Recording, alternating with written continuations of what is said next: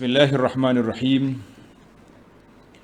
Alhamdulillah wassalatu wassalamu ala Rasulillah nabiyyina Muhammad wa ala alihi wa sahbihi wa man walah. Amma ba'du.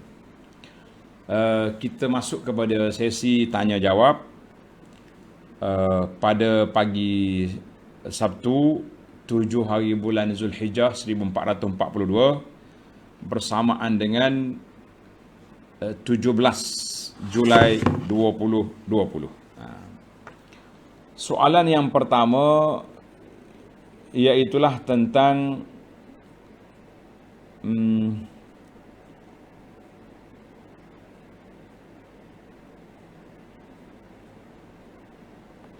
adakah dalam sunnah yang menyuruh kita tutup kepala semasa buang air besar sebab dikhawatiri syaitan akan melumurkan najis atas kepala. Walaupun sudah baca doa masuk tandas. Menarik juga soalan ni, panjang. Jadi kalau orang ni masuk tandas tak tutup kepala, maka syaitan akan mari lumur najis atas kepala dia. Berat juga dia punya soalan ni kan. Kita mengatakan para pelajar sekalian, syaitan tak boleh kacau kita. Dah kita nak masuk tandas tadi, kita dah baca doa kan. Baca doa masuk tandas tu, dia tak mari dah. Cuma adalah adab. Mari kita tengok dari sudut soalannya, ada sunnah ke tidak, ada hadis ke tidak, ataupun ada masalah taghtiyatur ras, tutup kepala masuk tandas. Al-Imam Al-Baihaqi meriwayatkan dalam kitab dia As-Sunan Al-Kubra, dan Abu Nu'aim dalam Al-Hilyah daripada Aisyah radhiyallahu anha, dia kata kana an-nabi sallallahu alaihi wasallam idza dakhala al-khala' ghatta ra'sahu. Apabila Nabi kita pergi ke khala' ni mana tempat buang air. Bagi kita kat masuk tandas lah, bukan masuk bilik air, masuk tandas. Orang Kelantan kata masuk jamban. Di Kelantan dia panggil jamban. Orang luar kata kalau jambang ni, orang Kelantan jamban tu toilet tu. Tandas, tempat buang air. Maka dia akan tutup kepala dia. Wa iza ata'alahu, bila dia bersama dengan isteri dia juga dia tutup kepala. Cuma kata di para ulama, isnaduhu dhaif. Hadis ni dhaif, hadis yang tutup kepala ni. Maknanya dari Nabi tidak sahih. Cuma ada perbuatan para sahabat. Pada sahabat, contohnya Urwah daripada ayah dia Az-Zubair, dia kata Abu Bakar As-Siddiq, Sayyidina Abu Bakar berpesan, ya ma'syaral muslimin istahyu minallah. Orang Islam, malulah kita kepada Allah. Kan? Dia kata fawallazi nafsi biyadi, dia bersumpah dengan nama Allah, aku akan tutup bila aku nak pergi buang air di tengah padang, bukan dalam bilik air, dalam kunah ni tidak, di tengah padang. Dulu orang pergi buang air ni tengah padang, macam tempat kita juga tak, pergi dalam gerok. Orang Kelantan kata dalam gerok ni dalam hutan. Masuk buang air. Maka dia kata bila pergi ke padang, dia kata aku akan tutup kepala aku kerana malu kepada Allah. Kata Ibnu Mubarak dalam kitab Az-Zuhdu, Ibnu Abi Syaibah dalam Musannad, dia kata sanad dia sahih kepada siapa? Kepada Sayyidina Abu Bakar As-Siddiq radhiyallahu anhu. Jadi ada. Jadi maka di situ para ulama mengatakan bahawa elok min mahasinil adab. Kata Nawawi, yustahabu, eloknya kalau nak masuk ke tempat buang air, tutup kepala. Dia tak kata syaitan mari kencing, mari berak atas kepala, tidak. Dan ulama yang kata sebab hadis Nabi tadi ada. Cuma hadis tu dhaif. Maka bagaimana kita nak buat? Jadi ada yang mengatakan perbuatan itu sekiranya di tempat yang terbuka. Tempat terbuka. Tapi kalau kita dalam bilik air, dalam bilik tandas yang kita ada hari ini, tidaklah perlu, sebab itu memang tertutup. Kita kata wallahu alam. Maknanya bolehlah benda ni terbuka lah. Nak tutup kepala, tak tutup kepala, tidaklah kata menjadi siapa yang tak tutup kepala masuk bilik air, tidak menyalahi sunnah lah. Tidak kata menyalahi sunnah. Baik. Itu soalan yang pertama. Soalan yang kedua, saya sampai ke masjid semasa azan subuh. Dia orang duk azan. Habis azan, manakah yang afdal, tahiyatul masjid atau sunat subuh? Yang ni saya dah ulang banyak kali dah. Kan? Kita dah ulang banyak kali. Tapi pelajar-pelajar kita mungkin ada yang tak dengar. Bila kita masuk masjid, sudah azan, maka kita terus dia solat sunat qabliyah. Subuh, zuhur, yang ada qabliyah yang muakkad ni. Yang masuk dalam projek mega tu kan. Zuhur ada. Tahiyatul masjid dia automatik. Dia duduk di bawah 2 rakaat sunat fajar tadi. Kalau kita solat zuhur kan sebelum zuhur kita nak 4 rakaat. Jadi tak perlulah jadi 6 dengan tahiyatul masjid lah. Tahiyatul masjid secara automatik dia masuk di bawah sunat qabliyah. Yang pentingnya bila orang masuk masjid jangan duduk. Jangan duduk sebelum dia solat. Itu ya. Dah kita solat dah tercapailah arahan Nabi SAW yang Nabi kata jangan duduk sehingga kamu solat. Alhamdulillah. Soalan yang ketiga, apa beza takbir muqayyad dengan takbir mutlak ataupun mursal? Ramai orang duk tular takbir dari awal Zulhijjah. Masuk awal Zulhijjah tu orang dah tular. Video orang takbir. Sunnah ke tidak? Sampai orang kata, ini apa ni pelik ni? Nak raya dah ni. Baru 1 Zulhijjah. Raya 10. Maka tuan-tuan dan puan-puan, kita ni kalau benda yang baru kita tak pernah buat, eloklah tanya macam ni. Kan? Kata di Imam Syafi'i kata apa? Yukabbirun nas, manusia mula bertakbir untuk hari raya fitrah ketika terbenamnya matahari akhir Ramadan. Maknanya akhir Ramadan maghrib tu terbenam matahari, masuk malam raya, bolehlah kita mula bertakbir. Mula takbir. Contohnya kita puasa tahun ni 30 hari. Jadi lepas maghrib tu bolehlah takbir. Kalau hari 29 tak boleh, kita kena tunggu majlis raja-raja isytihar dulu, nampak anak bulan ke tidak. Jadi maghrib tak boleh lagi, mungkin Isya mungkin dapatlah. Itu dipanggil untuk hari raya fitrah, kita mula dengan malam hari raya sampai ke imam khatib keluar untuk solat hari raya, tamatlah sekat tu. Allahu akbar, Allahu akbar, Allahu akbar, tamat. Adapun takbir mutlak ni mana kita takbir raya juga, cuma kita boleh takbir awal lagi, tak terikat dengan waktu solat. Kita berjalan di pasar ke, kita berjalan di mana-mana, kita berjalan, kita takbir. Allahu akbar, Allahu akbar, Allahu akbar. Kalau takbir tempat kita sehari dua ni agak orang kata apa? Mana pak cik tu? Mentang tak ada pergi masjid PKP ni, takbir raya tengah jalan pula. Kan? Lah. Imam Syafi'i kata takbir mutlak, dalam kitab Fiqh Syafi'i kata ni, takbir mutlak dimulai daripada kita tengok hilal Zulhijjah. Maknanya masuknya 1 Zulhijjah sudah boleh takbir sampai berakhirnya hari tasyrik yang ke-13. Sampai hari tasyrik yang ke-13 boleh takbir. Sekarang ni takbir ni. Takbir boleh kita buat kan? Boleh kita buat. Takbir muqayyad bila? Dipanggil takbir muqayyad ni bila pula? Adapun takbir muqayyad, maka kita kena takbir pada pagi bila? Pagi hari Arafah. Pagi hari Arafah nanti, hari 9 kita dah mula boleh takbir pada pagi tu.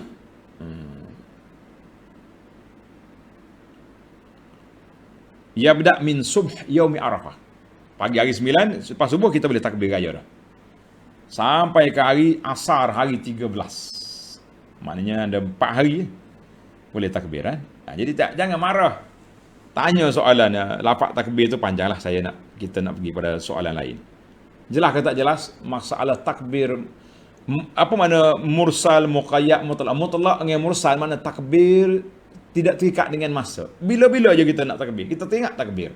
Bahkan ada sahabat-sahabat ni radhiyallahu anhum, dia berjalan di pasar dia ni takbir, nak suruh orang ramai, bila dengar teringat nak takbir. Dan kita sekarang ni pun kita tak sempat nak takbir di pasar, kita pasang je lah. Kita letak di Facebook kita ke, kita pasang takbir-takbir yang ada tu, rakaman letak situ, biar orang tengok, orang pakat ikut. Allahu Akbar, Allahu Akbar, Allahu Akbar. Tapi masyarakat kita ni nampak macam belum jadi budaya lagi. Kita budayakan dia, insya-Allah. Soalan yang keempat, sekiranya anak kita sudah cukup balik, dewasa, educated, dalam ilmu dunia, berkerjaya sendiri, tapi kita sebagai parent, mak ayah, gagal untuk menyedarkan anak ini menutup aurat. Mereka tinggal bersama kita sebab belum berumah tangga. Anak kita duduk dengan kita, tetapi mereka tidak tutup aurat. Auratnya tak jaga, tuduh kepala pun tak ada. Adakah ibu bapa masih dipertanggungjawabkan akan dosa tidak menutup aurat tersebut? Sebagai ibu bapa, kan, kita telah maklumkan, dah maklum kepada dia. Jawab di sini para ulama berbincang panjang tentang tanggungjawab ibu bapa. Sekiranya kita daripada kecil, kita dah didik anak kita ni tutup aurat dengan adat-adat Islam, patuh syariah pakaian dia, tiba-tiba dia besar, dia dihantar pergi belajar di mana-mana universiti yang tidak Islami, sama ada dalam negeri ataupun luar negara. Ni kita kadang-kadang rasa sedih juga ni. Dia panggil UPU ni dah keluar ni. Saya pun heran juga. Budak mengaji sekolah agama, daripada tingkat 1 sampai SPM, mengaji sekolah Arab, sekolah agama lah.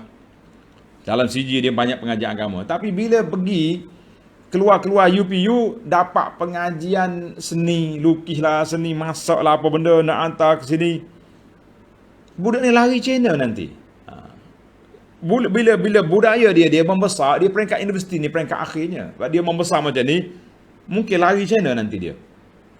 Yang dulu tutup aurat baik-baik, telekung comel-comel, mula nak belik tekok dah telekung. Mula dah tu.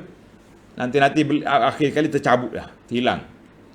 Maka ibu bapa, kalau sekiranya kita sudah didik anak kita tapi dia besar, dia membesar, dia hilang daripada radar kehidupan beragama, maka ketika itu menjadi kewajipan, lebih-lebih lagi soalan ini dia duduk sekali dengan kita.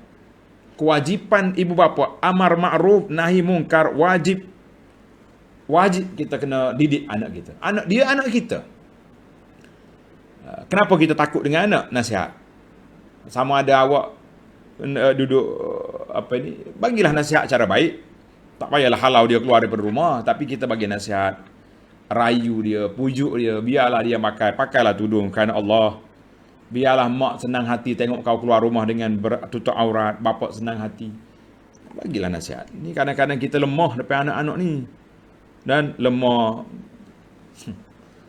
Mak tegur saya sekali lagi, saya potong bajet 500 sebulan. Tak jawab dah mak, pakai lama nak pakai apa pun, jangan telanjang sudahlah. Ini pun satu masalah. Bahkan kata di ulama, anak kitanya dah kahwin sekalipun, contohnya anak kita sudah kahwin, ada suami, tiba-tiba datang rumah kita masih lagi tak tutup aurat, baju tak cukup saiz, wajib ibu bapa tegur, wajib. Kan dalam hadis Nabi kata, iza man ra'a minkum munkaran, siapa tengok benda mungkar, falyughayyir biyadihi, dia kena ubah dengan tangan. Anak kita tak boleh nasihat. Dia ada suami ustaz, betul dia ada suami, tapi nasihat ibu bapa wajib kena beri. Jangan kata budak-budak sekarang ni, dia ada suami, dosa atas kepala suami, lah dosa atas suami seorang. Kita pun dosa juga sebab tidak tegur anak kita sendiri. Kadang-kadang suami lebih takut kepada bini daripada takut pada mak. Baik. Sekiranya tuan atau puan sudah bagi nasihat, sudah bagi, dia tak irau juga, kita kata insya-Allah. Sudah, mudah-mudahan kita selamat daripada tanggungjawab, tapi biarlah kita menjalankan tugas amar ma'ruf nahi mungkar itu biar jelas. Ramai, ini soalan yang kelima. Ramai keluarga muda dewasa ini kerap makan dengan tangan kiri. Biasa makan tangan kiri ni kalau makan dengan sudu. dengan garpu dah. Dengan tangan, kalau makan dengan tangan dia kanan. Tambah-tambah tua-tua yang kidal ni, dia panggil kidal. Kalau makan dengan tangan dia boleh guna kanan. Tapi kalau guna alat, perut kiri selalu. Macam nak buat. Apabila ditegur, mereka kata ini hak ataupun privasi sendiri. Jaga diri masing-masing. Macam mana? Bagaimana nak mendidik masyarakat macam ni? Jawab dia, Islam mengajar suluk adab. Di antaranya adab makan. Adab makan. Semalam ana telah baca kitab Riyadhus Salihin. Riyadhus Salihin, tuan-tuan tengok dari rakaman kita, Riyadhus Salihin siri yang ke-101. 111. 111. Ada tajuk dia, Nabi kita sallallahu alaihi wasallam yuhibbut tayammum. Nabi kita suka menggunakan kanan semua dalam makan minum. Bahkan dalam hadis Nabi kata apa? Sallallahu alaihi hadis sahih dikeluarkan oleh Imam Muslim, "Idza akala ahadukum", apabila kamu makan, falyakul biyaminihi, makan dengan tangan kanan. Bila minum, minum dengan tangan kanan. Lish? Fa inna syaitana ya'kulu bishimalihi. Syaitan makan dengan tangan kiri, minum dengan tangan kiri. Jadi siapa nak ikut syaitan, buatlah. Tapi jangan pula over sangat kita ni, kan? Jangan over. Tengok orang minum tangan kiri, syaitan tu. Ini cerita budak-budak. Waktu anak duduk di Madinah dulu, anak-anak saya ni, 2 orang sempat masuk sekolah rendah di Madinah. Sekolah Uqbah bin Amir. Jalan airport tu ada sekolah, sempatlah masuk, belajar di situ. Dan dia juga masuk di prasekolah, dipanggil pasti. Orang Arab panggil Raudah. Dia belajar hadis ni. Di pasti Arab ni, dia ajar 2 hadis yang mantap. Hadis Ibnu Abbas, ya ghulam tu.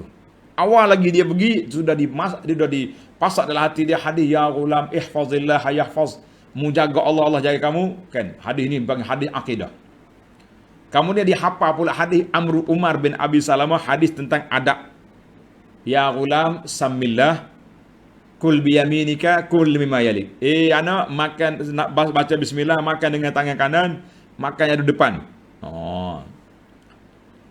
Jadi belajar hadis ni. Nabi hadis makan syaitan, makan dengan tangan kiri. Jadi masa tu adalah makcik-makcik ni mari daripada kampung. Saya bawa baliklah ke rumah. Orang mari ziarah Madinah kan. Kita balik beli nasi mandi, pergi makan. Makcik-makcik ni biasalah makan minum tangan kiri. Budak ni mari bisik. Bah. Lesh, kata SP. Dia kata syaitan. Dia kata syaitan ke tu? La ya waladi. Makcik ni mari Malaysia ni kenapa? Dia kata, ya kulu bisima. Dia kata tak kulu bisima. Dia makan dengan tangan kiri, minum tangan kiri. Masya Allah, tengok. Budak ni pendidikan tu penting. Pendidikan tu penting. Dia boleh kata syaitan tu makan tangan kiri. Jadi kita ni nasihat betul-betul. Ada seorang dalam hadis Muslim, anna rajulan akala 'inda Nabi bishimalihi. Seorang ni makan depan Nabi, dia makan dengan tangan kiri. Makan tangan kiri. Faqala lahu, Nabi kata, kul biyaminik, makan dengan tangan kanan. Nabi tegur dia. Qala la astati'. Saya tak boleh. Dia jawab dengan sombong, saya tak boleh. Qala lastata'ta. Boleh je, Nabi kata. Ma mana'ahu illa al-kibir. Tidak ada yang menghalang kamu daripada nak makan tangan kanan kecuali sombong. Orang tegur tak nak ikut. Dah tak boleh dengan sudu, campur je sudu, makan dengan tangan. Apa yang masalah? Kecuali dalam majlis protokol tu kita belajarlah, latihan insya-Allah bolehnya. Fama rafa'aha ila fi. Bila orang ni jawab dengan sombong kepada Nabi sallallahu, Allah jatuh hukuman dia. Tengok, fitnah ni. Tak boleh lagi nak angkat tangan dia. Tangan kanan dia tak boleh angkat. Makan tangan kiri seumur hidup. Na'udzubillah. Jangan sombong kita dengan sunnah Nabi sallallahu alaihi wasallam. Tapi tak syarat. Bukan kata orang semua orang yang lawan sunnah ni tangan kiri, tangan kanan lumpur lah, tak syarat. Cuma dalam peristiwa ini saja sebagai pengajaran. Allahu Akbar. Soalan yang ke-6. Musim PKP. Covid ni, masjid diarahkan supaya solat hajat selepas solat Isya. Ada imam selepas solat terus bangun solat tanpa habiskan zikir selepas solat dulu. apakah adab yang sepatutnya. Jadi dua perkara di sini. Perkara yang pertama, masalah solat hajat berjamaah setiap malam. Kita mengatakan itu perlu dinilai balik lah. Kan? Adakah dalam sunnah macam tu? Baik, saya nak fokus pada soalan dia saja. Iaitu, bagaimana adakah kita selepas solat terus bangun solat sunat dalam hari solat hajat ataupun kita zikir dulu. Kata di para ulama, al-aslu, asal sunnah di dalam tasbih, zikir selepas daripada solat ini, apabila kita solat. Bila sudah solat, kita mula dengan zikir lepas solat dulu. Bukannya mula dengan solat sunat kemudian baru zikir. Itu tartib dia. Jadi kita mula astaghfirullah. Tak lama Tuan Imam, saya dah kumpul dalam satu risalah zikir selepas solat ni 10 bacaan sekejap je. Dalam buku ni ada. Dalam buku ni zikir lepas solat. Kita letak dua di sini. Satu zikir pagi petang dan zikir lepas solat. Ada ni. Ataupun dalam buku kita Perisai Muslim ni pun ada. Tuan-tuan yang sudah dapat perisai, dalam handphone sudah diberi, boleh ambil ya, dalam tu ada. Alhamdulillah. Zikir lepas solat ni 10 bacaan pendek sekejap je. Tak lama pun. Selepas selesai zikir, barulah kita bangun solat sunat. Macam program tadi, nak buat program lain, solat zikir dulu, kemudian baru solat sunat. Itu baru betul. Kan? Baik, kalau orang ni menyalahi juga macam mana? Seperti mana dalam cerita kita ni. Kata di dalam kitab fiqh kita, dalam kitab fiqh Ibnu Hajar Al-Haytami kata, la yafutu, tidak putus, tidak hilang pahala zikir kalau buat contohnya kita nak cepat. Saya nak pergi ambil anak sekolah ni. Ni pukul 1 dah ni, 1:30 ni. Jadi kita selepas solat kita zikir tiga. Astaghfirullah. Allah mantan salamu minkas salam. Tabarak ta'ala jalul ikram. Kita bangun. Sambil berjalan kita bangun solat sunat dulu. Allahu Akbar. Kemudian lepas solat sunat, sambil berjalan kita pergi ke kereta, kita tamatkan zikir. Subhanallah. Ibn Hajar kata tak hilang pahala zikir, tetapi al-faid, hilang kesempurnaan. Sepatutnya zikir selepas solat dimula selepas solat sampai sudah baru kita solat sunat. Sepatutnya begitu. Eloknya begitulah nasihat kita kepada imam-imam, jangan gopoh lah. Kalau nak solat hajat juga pun selesaikan zikir dulu. Ni satu lagi, ada budaya baru pula ni sekarang, budaya baca surah Al-Mulk selepas isyak. Setakat masjid 2-3 tempat yang saya pergi, imam juga langgar SOP. Selepas solat isyak, kita duduk sibuk dengan zikir, subhanallah kan, 3 kali ni. Orang masjid duduk sibuk duduk ada kertas surah Al-Mulk yang dia ada photostat bagi-bagi. Kata sibuk apa ni? Sabar dulu sekejap, habiskan zikir lepas solat, kemudian kita bacalah Al-Mulk. Elok baca Al-Mulk tu, memang ada hadis baca Al-Mulk. Kan, malam-malam sebelum tidur, bukannya lepas isyak selalu, tapi dah nak jadi satu budaya baru pula. Jadi kita kata jangan langgar.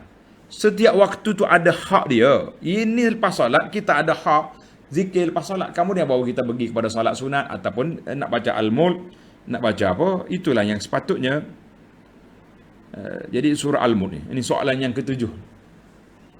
Bolehkah kita baca surah Al-Mulk waktu asar? Contoh, nawaitu kita baca untuk malam. Baca selepas asar untuk malam. Masya Allah. Kita kata mana boleh main niat-niat macam tu? Kan? Boleh tak saya makan pagi ni untuk kenyang tengah hari? Contoh jauh lah. Kita kata saudara atau saudari yang bertanya, ikutlah SOP. Hadis yang menyebut tentang kelebihan baca Al-Mulk ni waktu malam. Sehingga ada ulama kata dekat nak tidur tu waktu dia. Tapi daripada tak baca langsung, boleh juga kita baca selepas solat isyak. Tetapi ingat, selepas solat isyak, setelah kita selesai zikir lepas solat. Jangan pula langgar pula. Zikir lepas solat tak baca dah. Al-Mulk. Kita kata sabar dulu. Sibuk ni zikir masjid. Pagi saya tak nampak lah tangan dia tak bergerak lah. Subhanallah, dia sibuk duduk edar kertas. Kita buatlah dengan mengikut apa yang sunnah Nabi SAW. Baca lepas asar je dia boleh pahala. Cuma maksud baca malam tu tak sahabat. Maksud dia malam belum tidur, maknanya paling awal selepas Isya. Bukan selepas asar, tukar balik format. Lepas asar baca surah Al-Kahfi kalau belum baca lagi. Soalan yang ke-8, selepas solat kita dapati arah kiblat tersalah atau membelakangi kiblat. Patut kiblat ikut ni. Kita solat kau ni kan tentu salah. Ini kita kena ulang balik lah. Solat kita tu sebab kita solat salah tadi. Kenapa tak tanya orang? Kita bukan duduk dalam hutan yang terpaksa kena ijtihad. Dalam masjid ni senang je nak tanya orang. Tambah-tambah sekarang ni pula kita ada GPS, ada macam-macam program yang dalam handphone kita yang boleh kita mana arah kita. Cuma ada kadang-kadang lari sikit. Kan sepatut gini mungkin menyeru sikit. Itu insya-Allah lah. Fawalli, hadaklah ke arah Masjid Haram tu. Itu insya-Allah mudah-mudahan dimaafkan. Tapi kalau belakang depan kita pun tak tahu, kenapa tak tanya, kenapa tak kaji dulu sebelum solat, maka kita katakan tidak. Soalan yang ke-9 bersangkutan dengan surah An-Nur yang kita baca tadi. Ayat 58-59. Saya nak tanya bagaimana pula kalau ibu yang memberi susu dada pada bayi tapi mendedahkannya kepada anak-anak yang besar yang dah hampir balik atau yang dah balik. Sudah. Tak? Adik mari, mak, ibu, adik menangis ni. Bagi ke mak dia adik, mak dia pakai buka baju prank wis lalu. Macam orang asli kita ni. Jadi di sini ada khilaf ulama tentang aurat ibu di hadapan anak-anak. Aurat ibu di hadapan anak-anak. Ada ulama katakan aurat kita depan mahram kita seperti dia panggil aurat dalam rumah. Aurat dalam rumah ni maknanya pakaian biasalah, kita pakai t-shirt dengan pendek pun boleh. Tak payah bertudung kan. Tapi taklah buka semua tempat-tempat yang dikira agak sensitif. Cuma dalam mazhab Syafi'i agak longgar sikit di sini. Jadi kita mengatakan dari sudut adab etikanya tudung-tudung lah. Nak bagi susu pada anak tu ambil kain tudung ke sikit. Jangan ada orang panggil duduk seronyeh, itu macam orang asli ya kita ni kan. Itu dari sudut adab lah. Kalau anak-anak kecil tidak jadi masalah. Wallahu alam. Isu yang ke-10, mengadakan tazkirah sebelum masuk waktu Jumaat. Adakah digalakkan? Adakah menepati sunnah?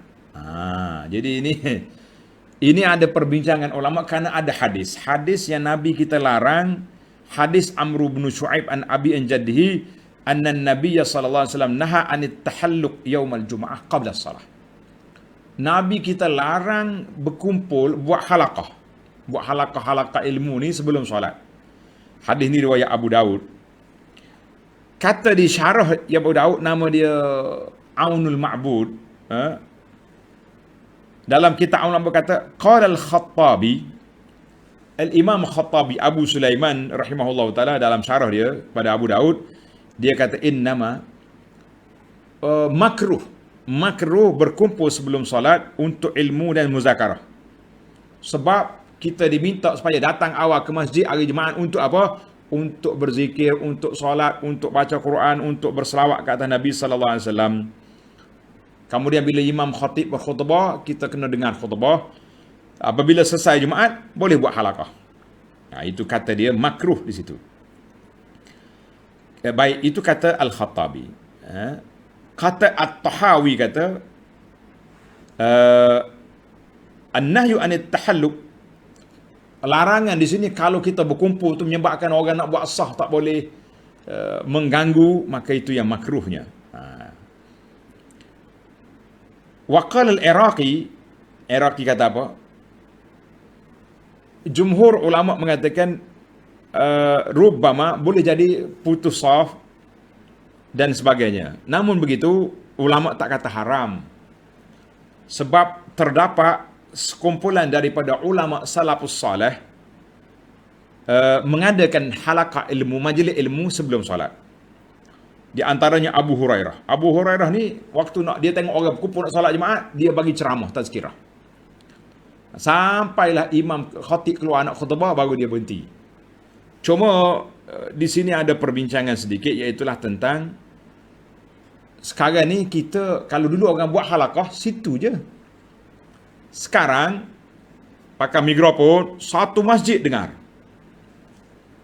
Nah, bagi saya, eloknya kalau kita nak buat halaqah belum Jumaat, kita guna masjid, kita guna ruang yang, satu ruang je kata. Contohnya sini, halaqah. Siapa nak dengar, mari sini.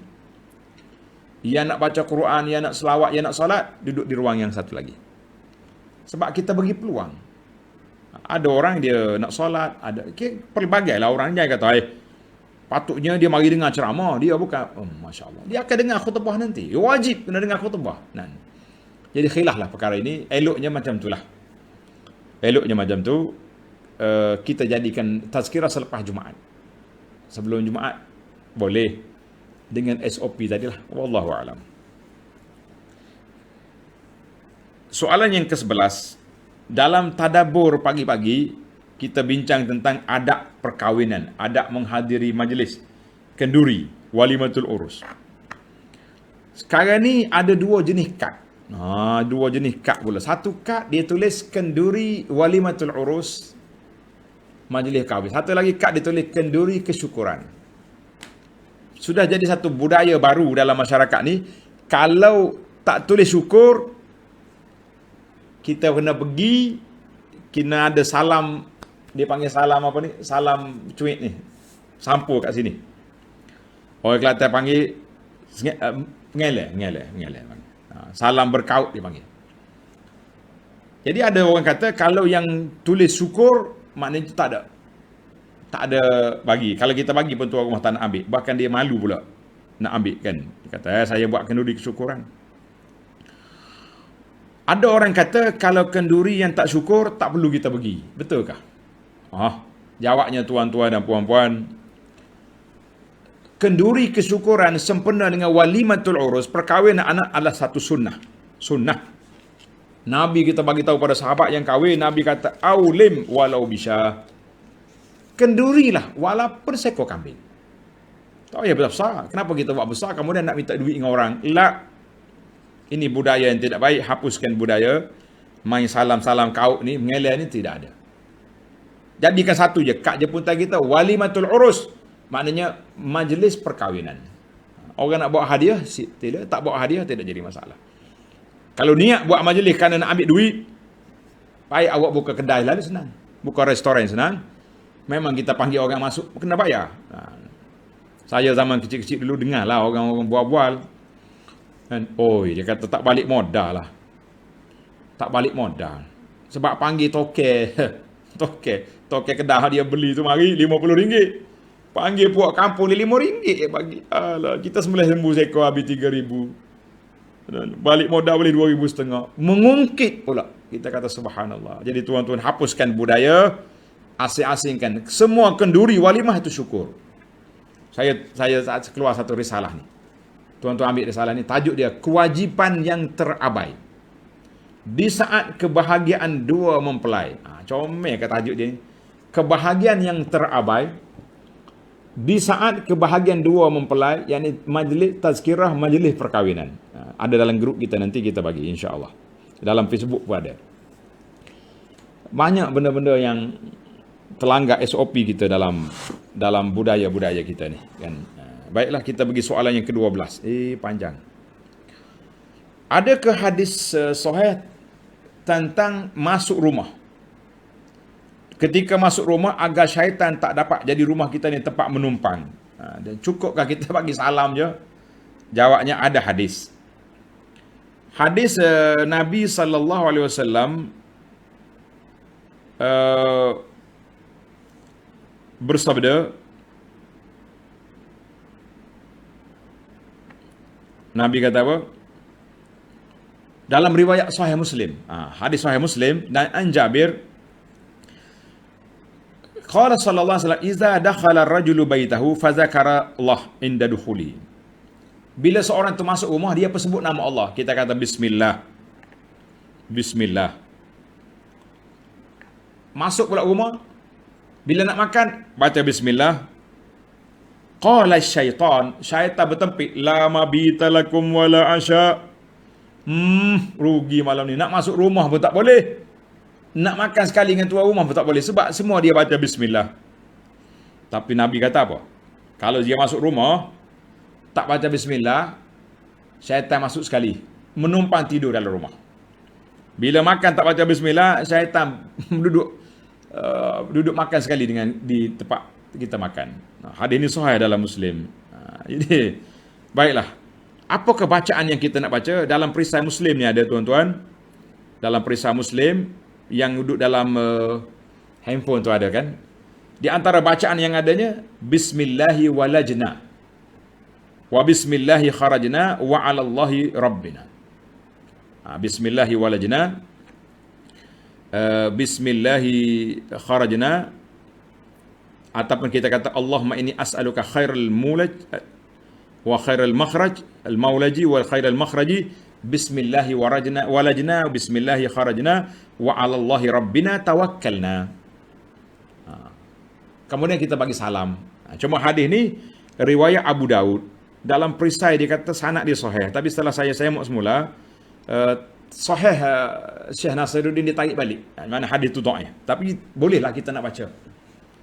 Itu kan khilaf ulama dalam masalah fadail. Kita baca bismillahi walajna, bismillahi kharajna wa 'alallahi tawakkalna. Kemudian kita bagi salam, assalamualaikum kalau ada orang dalam rumah. Baca. Oh, tak ingat ustaz. Bismillah je baca. Kita buka pintu tu bismillah. Alhamdulillah. Masuk. Syaitan pun terhenti sakat tu ya. Tak ada lagi, tak boleh masuk lagi dia. Baik, itu bacaan. Tuan-tuan ambil dalam perisai ni ada. Yang ke-13, hukum aurat menantu dengan mak mertua angkat. Makcik ni dia ambil seorang budak perempuan, dia bela. Mengikut dalam soalan ni kata tak sempat menyusu. Masa tu mungkin dia tak tahu, tak belajar lagi masalah susu-susu ni kan. Jadi tak menyusu, susu botol je lah. Jadi dia anak angkat makcik, dibesarkan dengan susu lembu, kita kata. Kemudian budak perempuan ni tak ada masalah dengan mak angkat dia sebab dia pun perempuan, ibu angkat dia perempuan. Cuma bila budak ni kahwin, menantu angkat, kita kata menantu angkat adalah orang yang tidak mahram, tidak ada sebarang hubungan dengan makcik itu dari sudut syarak. Maka dia makhluk asing dari rumah kita. Bila menantu angkat balik rumah, wajib mak angkat tutup aurat. Dan anak angkat perempuan pula tak boleh bersalam, kena tutup aurat di hadapan bapa angkat. Kalau bapa angkat masih hidup, tak boleh nak bersalam, tak boleh apa. Anak angkat ni manusia asing, makhluk asing dalam rumah kita. Bagaimana kita nak betulkan channel sekarang ni? Saya dah bagi beberapa kali tip, iaitulah kita ambil budak-budak yang kecil, belum 2 tahun, kita susukan dia. Dulu ada soalan, kalau orang ni tak ada suami, boleh tak dia injek hormon supaya keluar susu? Dalam majlis fatwa Malaysia sudah ada, boleh.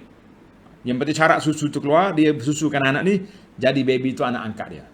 Jadi mahram dia. Kalau tak ada juga susu, susahlah ustaz, main-main hormon ni masalah. Pergi cari adik-beradik kita ke? Adik-beradik kita yang masih menyusu. Jadi budak ni jadi anak susuan kita. Anak saudara susuan. Mahram. Oh, tak ada dah adik-beradik saya pencet habis. Pergi cari cucu anak saudara kita. Anak saudara tengah menyusu, susukan dia. Pagi pula anak saudara belah suami kita, susukan dia. Dua-dua pihak susu, alhamdulillah. Selesai masalah.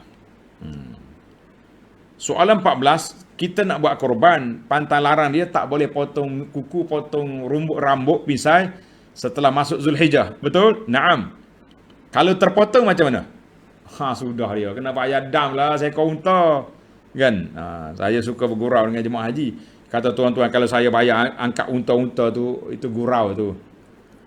Kata dia ulama, perkara ini kita pilih pandangan mazhab Syafi'i, kata makruh perbuatan itu. Jadi kalau kita terpotong juga, istighfarlah, astagfirullahalazim. Kemudian janganlah potong lagi, tunggulah 2 hari 3 hari lagi nak korban. Selepas korban kita potonglah. Tapi kalau tersalah, kita cukuplah dengan istighfar, tidak ada bayar dam dan sebagainya.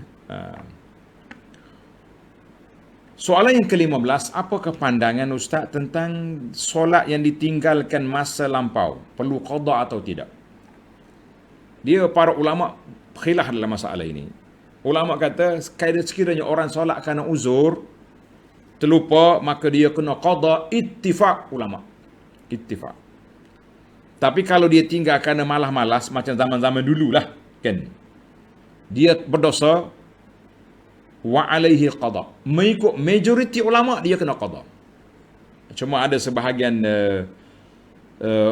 mazhab seperti mazhab Az-Zahiriyah, ada satu pandangan daripada beberapa ulama yang mengatakan tak wajib qada, cukup dia istighfar, kemudian dia banyakkan solat sunat. Jadi dia tanya pandangan Abu Anah macam mana, saya kata jamak dua. Qada lah sebanyak mungkin, kita meraihkan pandangan majoriti ulama kata kena qada, sebab hutang Allah lebih berhak untuk kita tunaikan, elok kita qada. Tetapi tidak menghalang kita untuk solat sunat. Sebahagian ustaz ni bila dia kata qada tak boleh solat sunat.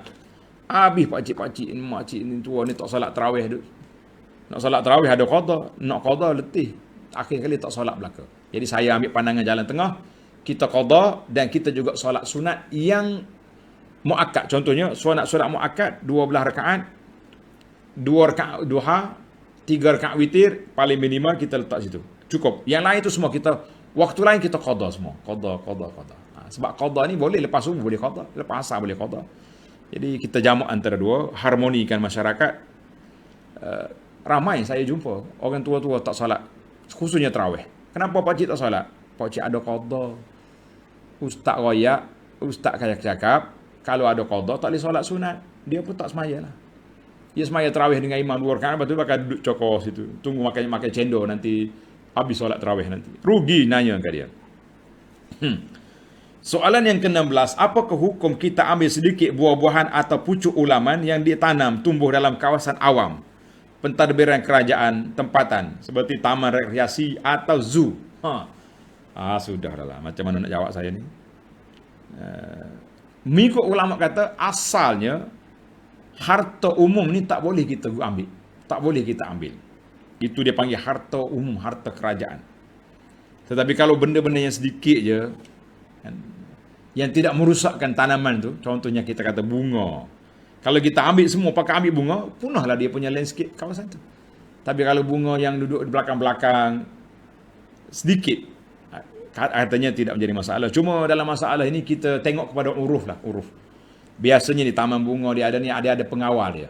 Jadi kalau pengawal kata boleh, ya ambil kawasan ni. Sebab kami pun nak potong dah lepas pada ni. Bolehlah kita ambil. Buah-buah contohnya tak ada orang ambil ni buah ni, nanti gugur kat sini membazir. Jadi bolehlah kita ambil dalam suasana tengok kepada uruf. Tapi kalau buah tu diambil hasil oleh pihak PBT, kerajaan tempatan ambil, hasil tu dijual pula untuk nak bayar gaji pekerja-pekerja, tak boleh kita ambil. Jadi banyaklah dia punya prosedurnya. Kalau tuan-tuan nak puas hati, tanya majlis fatwa lah, senang. Hantar soalan ini ke pejabat mufti. Pejabat mufti. Yang ke-17, sehubungan dengan ayat 60 surah An-Nur. Surah An-Nur ni Masya Allah banyak timbul soalan. Ada 11 kategori rumah yang boleh kita makan tanpa izin. Bagaimana pula dengan pokok buah-buahan? Sama juga. Anda ingat saya sebut ke tak sebut dalam soalan? Terima kasihlah kepada penyoal. Mungkin saya tertinggal waktu tu. Dia kata keizinan rumah boleh makan termasuklah pokok-pokok dia. Contohnya orang ni cakap, ini dusun saya ni, kebun saya ni, silalah mari bila-bila je nak makan. Boleh kita pergi. Cuma ingat satu ya, makan diizin, adakah dia benar kita tapau, bawa balik, bubuk masuk dalam guni? Kalau tak benar, tak boleh ambil. Makan setakat itu je, nak bawa balik kena ada izin lain. Ada permit lain pula. Dia punya, jangan langgar SOP. Boleh makan je lah. Jangan pula pergi kacau ambil hal lain. Ni kadang-kadang kita ni langgar habis ya. Orang suruh makan situ, dia bawa balik tapau habis. Habis anak cucu dia balik. Lah. Tapi kalau tuan tu kata boleh, aku izinkan kau datang ke kebun aku, makan sampai kenyang, diizinkan isi sampai penuh bonet kereta, alhamdulillah. Boleh. Kita kena tengok kepada al-iznul urfi. Uruf dia izin tu macam mana? Balik pada situ. Tapi ayatnya samalah. Contohnya tuan kebun ni kata, ni kebun saya ni ataupun dalam rumah dia kata, pokok-pokoknya saya tanam tepi jalan ni, bila masak buah ambil lah, makan. Boleh kita makan. Jadi kalau nak jual jangan. Baik, yang ke-18. Sekiranya terlupa solat sunat sebelum zuhur. Masya Allah. Dah mula solat fardu, terlintah tak solat sunat. Bolehkah kita keluar? La.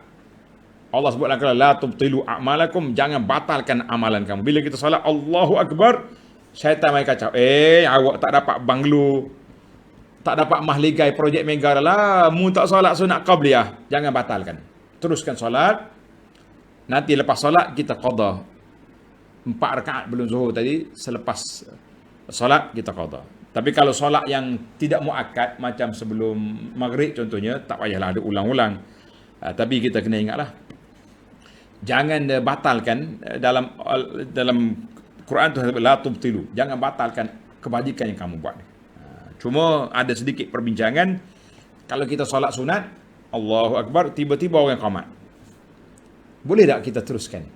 Sebab Nabi larang solat sunat setelah didirikan solat fardu.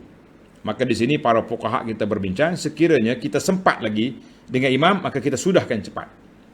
Boleh teruskan. Kalau kita baru nak mula Allahu Akbar, imam orang yang dah qamat, imam ni memang cepat ni, maka kita batalkan solat sunat, kita masuk ke solat fardu. Nanti selepas solat nanti kita qada balik yang tu. Yang ke 19, yang ke 19, jika bangun awal, contohnya pukul 2, 3 pagi, waktu tahajud, bolehkah baca Quran dulu, kemudian pukul 4 baru solat tahajud? Kita kata saudara yang bertanya, kita kena belajar jadual, tentatif solat qiyamul lail, bangun malam. Nabi kita SAW bila dia bangun malam, dia akan ke bilik air, ke tandas, dia akan berwuduk, dan Nabi kita akan mulakan dengan solat dulu. Solat tahajud, dia panggil solat ringkas, macam kita agak macam warm up lah, nak panah enjin dulu. Dia tak panjang dulu. Selepas daripada itu, barulah Nabi kita solat panjang, yang kata sampai bengkak kaki tu. Dia mula dengan itu dulu. Jadi seeloknya, saudara atau saudari yang bertanya, bila kita bangun malam, kita mula dengan berwuduk, kemudian kita solat dulu. Niat solat wuduk boleh. Solat wuduk, dia termasuk dalam, apa solat pun, solat malam tu nama dia solat malam. Kalau selepas kita bangun tidur, sudah jadi tahajud waktu itu. Dia beza di antara solat malam dengan solat tahajud ni. Solat malam maknanya selepas solat Isya sampai subuh, itu package, nama dia solat malam. Kemudian di bawah solat malam tu dia ada tahajud. Tahajud ni bila kita tidur bangun baru jadi tahajud. Dia ada solat witir. Itu dia panggil package. Boleh je solat. Kemudian setelah kita solat, kita pun letih dah, duduk baca Quran, zikir, selawat. Kemudian rasa lengoh, bangun solat pula. Gitulah keadaan yang terbaik yang kita boleh lakukan, para pelajar sekalian. Sebab apa? Kalau kita tak solat, rugilah kita ambilkan. Soalan yang terakhir, yang ke-20. Biasa kita akan ambil 20 soalan ya. Lain-lain tunggu esok.